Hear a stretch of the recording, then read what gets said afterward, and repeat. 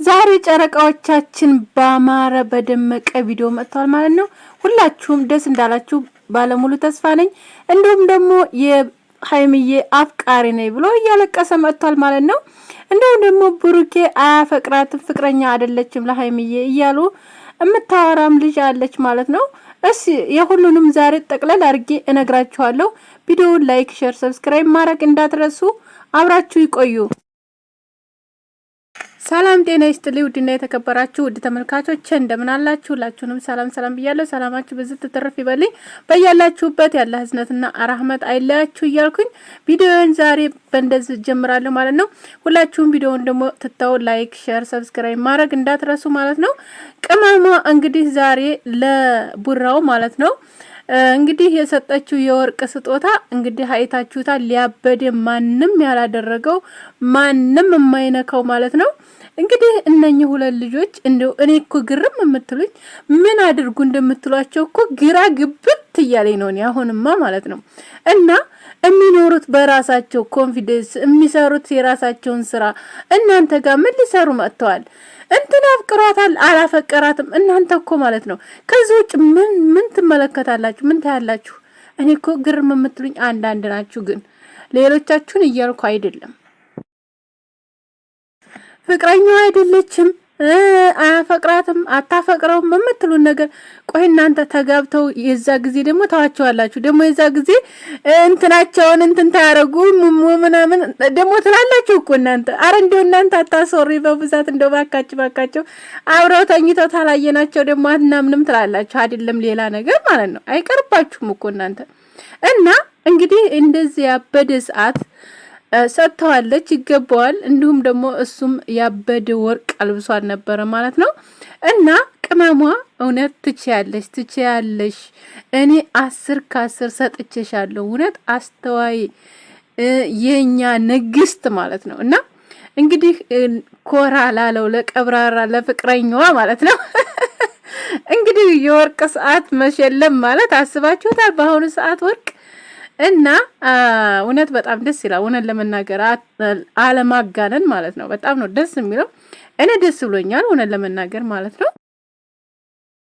እና እናንተ ደግሞ ፍቅረኛው አይደለም ወይም ፍቅረኛው አይደለችም የምትዩ እናትዋ የኔ እናት ማለት ነው ልቦና ይስጥሽ። ካሁን በኋላ እንግዲህ ምን ትመለከቻለሽ? ምን እየሰሩ ነው እያየሻቸው ያሉት? የኔ እናት ወይ እንዴት ታሳዝኑኛላችሁ እውነት ለመናገር ማለት ነው። ምን እየሰሩ ነው ልጆቹ? ምን እያደረጉ ነው ያየሻቸው? ፍቅረኛ አይደሉም። ቆይ አንቺ ነሽ የምታያቸው ወይስ ራሳቸው የሚሰሩት ነው እኛ ማየት ያለብን? ማንኛዎቹ እንመናቸው? እነሱን ነው የምናምነው ወይስ አንቺን? አረ እንደ ሰው እኔ እኮ ግርም የሚለኝ ማለት ነው በቃ ዝም ብሎ እንዲሁ አንስቶ ፍርጥ የሚያደርገው ነገር ይገርመኛል እኔ ለራሴ ማለት ነው። እና የኔ እናት የኔ እህት ማለት ነው ልንገርሽማ እስኪ ራስሽን ኮነሽ ወደ ኋላ ዞር በይና እዩ ማለት ነው። እና ደግሞ እነሱ በሳትም በሉት በፈለጋችሁት በብዙ ፈተናዎች የመጡ ልጆች ናቸው ማለት ነው። እስካሁን እየተከታተላችኋቸው ያላችሁ ልጆች አሁን እንግዲህ ከሀይሚዬ ጋር ተገናኙ እንኳን ወደ 2 አመት ሊሆናቸው ነው ብዬ አስባለሁኝ። ከአመት በላይ ሆኗቸዋል። እንግዲህ 2ኛ አመታቸውን እየያዙ ነው ያሉት። ይዘዋል ነው ጨርሰዋል፣ ብቻ እንደዛ ናቸው። እስካሁን ድረስ አብራችሁ ያላችሁ ልጆች ታቋቸዋላችሁ ምን ላይ እንዳሉ ማለት ነው። እና ስለዚህ እማታውቁ የሆናችሁ ወይም ለላይክ ለሼር ለሰብስክራይብ ከሆነ በቃ ወጣችሁ እህቶች አግዙኝ፣ እርዱኝ፣ ሰብስክራይብ አድርጉልኝ፣ ላይክ አድርጉልኝ በሉ በቃ እናረግላችኋለን እኮ። እና ልጆቹን አንድኛው እዚህ ጋር አፍቅሬያለሁ ይላል እየመጣ ያለቅሳል። እናቴ እንዴ ያማል እንዴ? ቆይ ልጁ እስሩ ያለው ልጅ ምንድነው ተተመለከቱት ማለት ተታየው እስሩ ያለው ልጅ ምንድነው? እኔ እኮ ግርም የሚለኝ ነገር ማለት ነው። ቆይ እስሯ ይዟት ያለው ልጅ እንደዚህ በስስት አይን እንደዚህ ክብክብ አድርጎ ያዛልሽ ምንድነው? ቢጣሉም ቢፋለጡም ምንም ቢሉ ይዋደዳሉ። እነሱ ደግሞ መቼም አይለያዩም። እውነት እንዲሁ በቃ ህልም ሆኖባችሁ ይቀራል እንጂ መቼም አይለያዩም። እኔ እርግጠኛ ሆኜ እነግራችኋለሁ ማለት ነው። እና እንደዚህ የምታስቃብጡ ልጆች ማለት ነው። እና ደግሞ ፍቅረኛ አይደሉም ላልሽው ማለት ነው የኔ እናት ተጋብተው ደግሞ የዛ ጊዜ ታያቸዋለሽ። ተጋብተው ደግሞ ሌላ ነገር ያሳዩኝ እንዳትይ ነው እተሽ በህጋም ላይ ያንን ግን እንዳትይን እኛ ያንን አንገባበትም ማለት ነው። እና ቤተሰቦች በነገራችን ላይ አንዳንዶቻችን የማለማሰብ ችግር ይሁን ብቻ አላቅም። እውነት በቃ የምናያቸውና እንትን የምንላቸውን ታይሆን የምንሰማው ዝም ብለን በቃ ብድክ አድርገን ፍርጥ አድርገን የምናወራው ወሬ እኔ ግርም ይለኛል እውነት ለመናገር ማለት ነው። እና ልጆቹን ለመለያየት ግን አትጣሩ። እውነት በቃ ምን አረጓችሁ? እውነት አያሳሷችሁም? እውነት እኔ በጣም ነው የሚያሳሱኝ ታምር ቁም ነገር ማለት ነው። እና አትዘቅዝቋቸው፣ ምንም አትበሏቸው። ማየት ካለባችሁ ህዋቸው በቃ ካልፈለጋችኋቸው ደግሞ የማትፈልጓቸው ከሆነ አተዋቸው። ግድ እውን አላሉም እኮ እነሱ እና ግዴታ ነው የምተዋቸው። ራሳችሁ ወዳችሁና ፈቅዳችሁ ነው አይደል? ታያችኋቸው ደግሞ በቃ ጥሩ ነገር በቃ አስቡላቸው፣ መልካም ነገር ተመኙላቸው በኮሜንትም ራሱ ማለት ነው። እና ሌላ ነገር የምታወሩ ግን ራሳችሁን ኩኑ። አሁንም ቢሆን እኔ ነግራችኋለሁ ራሳችሁን ኩኑ ማለት ነው።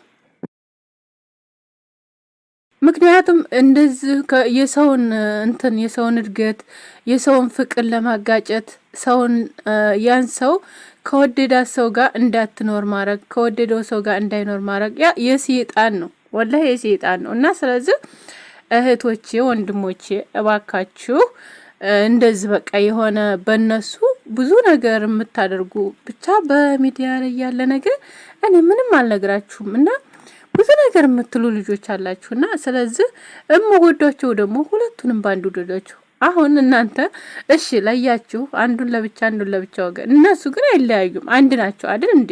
ስለዚህ አንድ እንደሆኑ አስቡ እናንተ። አሁን አንድኛዋን ጣትሽን ከአምስቱ ጣትሽ አንዷን ጣትሽን ለይተሽ ቁረጫት ወይም ቁረጣው ብትባል ትቆርጣለህ? አቋርጥም። ስለዚህ እነሱም እንደዛ ናቸው እና ስለዚህ ብንተሳሰብ ሁላችንም ጥሩ ነው ብዬ ነው የማስበው። የምትወዷቸውም በጣም የምትንሰፈሰፉላቸው ልጆች አላችሁ። ግን ከዛ በተረፈ ደግሞ እነሱን ለምጥሉ የምታስቧላችሁ፣ እነሱ ባንድ እንዳይሆኑ የምታስቧላችሁ። እኔ ግርም ይለኛል እያየሁ ማለት ነው። የሆነ በቃ አታዘባለሁ ላይ እና ስለዚህ ልጆቹን ተዋቸው፣ በቃ ፈታ ይበሉበት፣ በቃ ይኖሩበት፣ ህይወታቸው ነው እየኖሩ ያሉት። እውነት እንኳን ለራሳቸው በቃ ለኛ ፈታ እያደረጉ ነው ያሉት እና ስለዚህ ራሳችሁን ኩኑ ነው የምለው እህቶቼ ወንድሞቼ ማለት ነው። የሰይጣንን በቃ በር አትክፈቱ፣ ማንኛችሁም ብትሆኑ ማለት ነው። በቃ ህይወታችሁን ጥሩ ህይወት እንዲገጥማችሁ ጥሩ ነገር እንዲያገኛችሁ የሰውን እንዳትመኙ፣ በቃ የራሳችሁን ብቻ።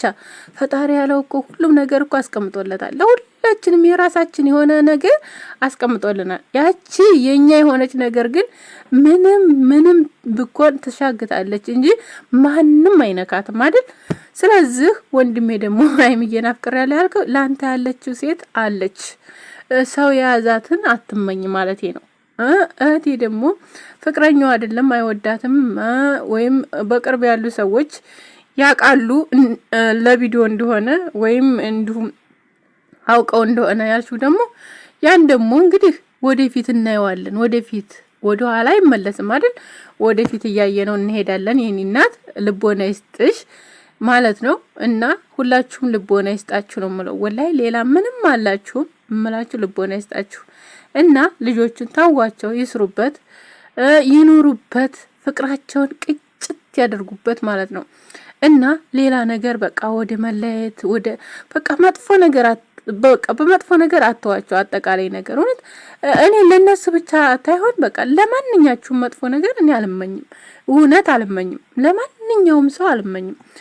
ምክንያቱም ሁሉም የራሱን ህይወት ነው የሚኖረው፣ የራሱን እንጀራ ነው የሚበላው፣ የራሱን ሁሉ ነገር የራሱን ነው የሚያደርገው አይደል እንዴ? ስለዚህ እኔ ጋር ምንም አያገናኘውም። ምንም አሁን እነሱንም በሶሻል ሚዲያ ነው የምናውቃቸው አይደል? እኛ ግን እነሱን እናወጣለን፣ እናወርዳለን፣ የፈለግናቸውን ነገር እንላቸዋለን። የፈለጋችሁትን ነገር በቃ አትላቸው፣ ትዘቀዝቋቸዋላችሁ፣ ትሰቅላላችሁ፣ በቃ የፈለጋችሁትን ያችን ከዛ ጋር ታገናኛላችሁ ምናምን ነገር። እነሱ ግን ምንም ጣጣም አይሰጣቸውም፣ ሙነን ለመናገር ማለት ነው። ምንም እነሱ ላይ ምንም አይነት ቅንጣት የምጥሉን ነገር ምንም የለም አይደል? ስለዚህ ራሳችንን ብንሆን ምን ይመስላችኋል? እና እህቶቼ ራሳችሁን ኩኑ።